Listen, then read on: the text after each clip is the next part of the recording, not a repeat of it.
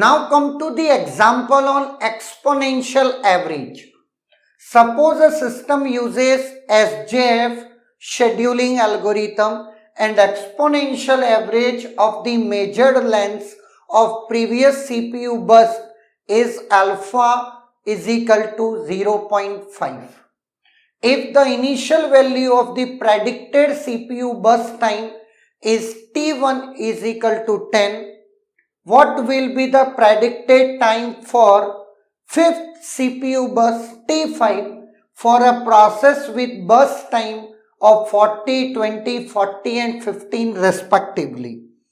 यहां पर मैं ये कह सकता हूं T1 जो कि ये प्रेडिक्टेड है वो है 10, यहां पर T1, T2, T3 और T4 जो कि आपको गिवन है 40, 20, 40, 15, अल्फा जिसकी वैल्यू है 0.5।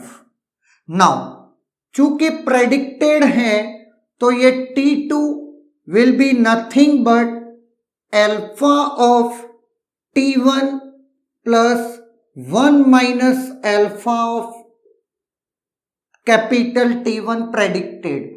नॉर्मली अल्फा की वैल्यू 0.5 और उससे बड़ी होती है तो हम ये कहते हैं कि जो एक्चुअल पे हमारा भरोसा ज्यादा रहता है बजाय प्रेडिक्शन के।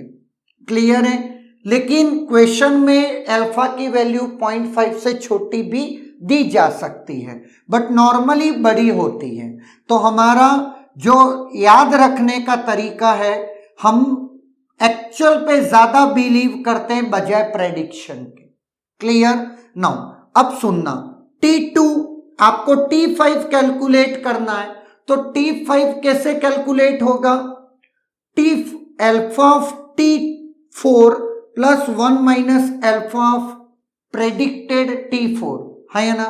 लेकिन T4 के लिए T3 और T3 के लिए T2, तो पहले T2 निकाल लेते हैं और फिर अपन आगे की तरफ बढ़ते हैं। नो 0.5 इंटू 20 प्लस 0.5 इंटू 10, तो ये आ गया 10 प्लस आपका क्या आ गया, यहां पर हम ये कह सकते हैं, सॉरी 40 है ना, एक्चुअली 40, सॉरी 20 नहीं है, that is 40। 20 plus 5 it is 25। It is, अब में प्रेडिक्टेड इन्होंने ऐसा दे रखा है, ये कह सकते हैं आपका कुछ और नहीं है, ये equivalent. Clear? Now it is T2। अब मैं T3 कैलकुलेट कर रहा हूं तो फॉर्मूला ना लिखूं तो भी चलेगा, या फिर एक काम करते हैं इसके साथ लिख लेते हैं, T2 plus 1 minus alpha of tau. Now 0.5 into 20 plus 0.5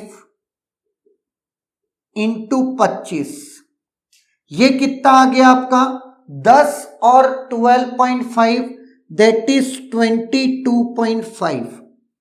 clear है? That is T3।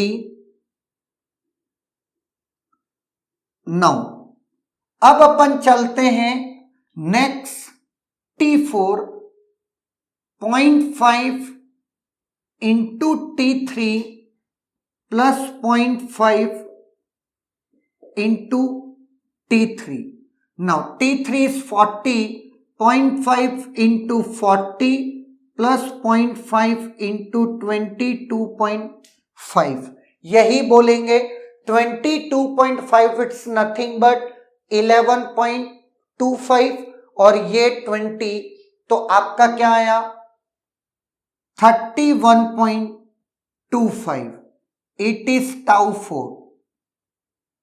ये फोर्थ प्रेडिक्टेड आया और फोर्थ का एक्चुअल आपको 15 गिवन है, तो अब मैं फिफ्थ जो कि मेरा सबसे लास्ट है 0.5 इंटू एक्चुअली इट इज 15 और प्लस 0.5 इंटू 31.25। जब आप इसे सॉल्व करोगे तो you will get 23.125। That is your 5th predicted CPU burst time. Clear है? नाउ तो ऑब्वियस है आपको एक्चुअल बर्स्ट टाइम प्रीवियस के गिवन होंगे, सबसे इनिशियल आपको प्रेडिक्टेड टाइम भी आपको गिवन होगा, बिना उसके आपका काम चल पाएगा नहीं। और अल्फा जिसको नॉर्मली सीड वैल्यू भी बोलते हैं, वो किसी भी एक वैल्यू के साथ आपको गिवन होगा, तो आप समझ जाएंगे कि अल्फा है या सीड वैल्यू है या क्या है क्या नहीं है, वो आपको ऑलरेडी गिवन होगा। क्लियर है? That is all about exponential average और किस तरीके से क्वेश्चन को सॉल्व करना है उसका प्रोसीजर। क्लियर?